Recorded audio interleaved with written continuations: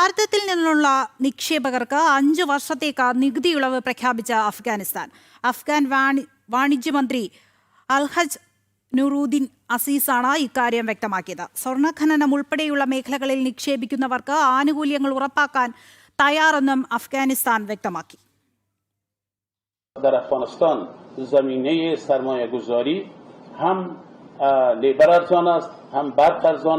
هم زمین در اختیار یک صنعتکار و یک متشبث گذاشته میشه و تماما برنامه هایی که یک متشبث میخواد مثل یک بستر بسیار منظم در افغانستان الحمدلله امروز موجود است و وجود داره. ریفیوجی کوم کسان چې بیرون ناراضي افغانستان کې سرمایه گذاری کوي هغه د پرمنګ 15 کال د پرمافیات ورکو اوس غواړي چې هغه عام کو 15 کال نه وي لیکن شرط دا دی چې یو نوې سېکټور پکې اضافه. വിവരങ്ങളുമായി ഇന്റർനാഷണൽ ഡെസ്കിൽ നിന്ന് ഐസൻ ജോസ് ചേരുന്നുണ്ട്. ഭാരതത്തിൽ നിന്നുള്ള നിക്ഷേപകർക്കാണ് അടുത്ത 5 വർഷത്തേക്ക് നികുതി ഇളവ് പ്രഖ്യാപിച്ചിരിക്കുന്നത്. അഫ്ഗാൻ വാണിജ്യ മന്ത്രാലയം എന്താണ് ഇത് സംബന്ധിച്ച് വ്യക്തമാക്കിയിരിക്കുന്നത്? ഐസൻ. ദൃശ്യ അസോച്ചം അഥവാ association of chamber of commerce and industry ഡൽഹിയിൽ സംഘടിപ്പിച്ച ഒരു പരിപാടിയിൽ സംസാരിക്കുകയായിരുന്നു അൽഹജ് നൂറുദ്ദീൻ. അദ്ദേഹം പറഞ്ഞത് വളരെ കൃത്യമായി അൽഹജ് നൂറുദ്ദീൻ അസീസിയുടെ വാക്കുകളിൽ നിന്നും നമുക്ക് മനസ്സിലാക്കാൻ സാധിക്കുന്നത്, അദ്ദേഹത്തിൻ്റെ പരിഭാഷപ്പെടുത്തിയതിൽ നിന്നും മനസ്സിലാക്കാൻ സാധിക്കുന്നത് 5 വർഷത്തേക്ക് ഭാരതത്തിൻ്റെ നിക്ഷേപകർക്ക് അഫ്ഗാനിസ്ഥാനിൽ നിക്ഷേപം നടത്തുന്നവർക്ക് വലിയ തോതിൽ നികുതി ഇളവുകൾ നൽകുമെന്ന ഒരു നിലപാടായിരുന്നു. നികുതി ഇളവുകളും അതുപോലെ തന്നെ ഭൂമി സൗജന്യമായി ലഭ്യമാക്കുക, അതായത് ഭാരതത്തിൻ്റെ നിക്ഷേപം അഫ്ഗാനിസ്ഥാനിൽ കൊണ്ടുവരുന്നതിന് അനുകൂലമായ ഒരു സാഹചര്യം ഒരുക്കാൻ തയ്യാറാണ്.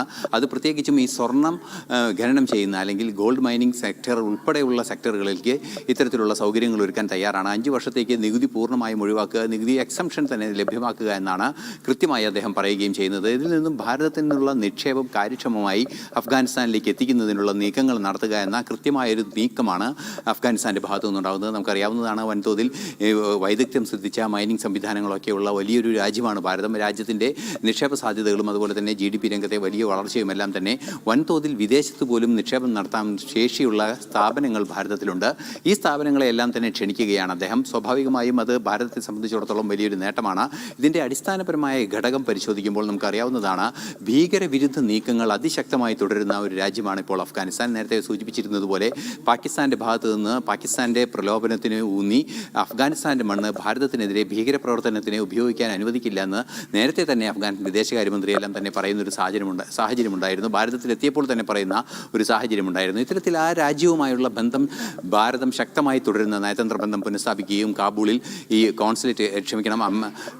നയതന്ത്ര മന്ത്രാലയം തുറക്കുകയും ഒക്കെ ചെയ്യുന്ന നീക്കങ്ങൾ കാര്യക്ഷമമായി നീങ്ങിയതിൻ്റെ കൂടി ഒരു പ്രതിഫലനം കൂടിയാണ് ഇപ്പോൾ ഈ ഉണ്ടായിരിക്കുന്ന നേട്ടം. വാണിജ്യ രംഗത്തും അതുപോലെ തന്നെ സാമ്പത്തിക രംഗങ്ങളിലൊക്കെയുള്ള സഹകരണത്തിലൂടെ ഇരു രാജ്യങ്ങളും തമ്മിലുള്ള ശാക്തീകരണം ഉറപ്പാക്കുന്നതോടെ ശക്തമായൊരു ബന്ധം തുടരുകയും സ്വാഭാവികമായും ഭീകരതയെ പൂർണ്ണമായും ഇല്ലാതാക്കുകയും ചെയ്യുന്നതിനുള്ള നടപടിയിലേക്ക് നീങ്ങുക എന്ന തന്ത്രപരമായ ഭാരതത്തിൻ്റെ നീക്കത്തിന് ലഭിക്കുന്ന ഒരു അംഗീകാരം കൂടിയാണ് നൂറുദ്ദീൻ അൽഹജിൻ്റെ ഭാഗത്തു നിന്നുണ്ടാകുന്ന ഈ മറുപടി.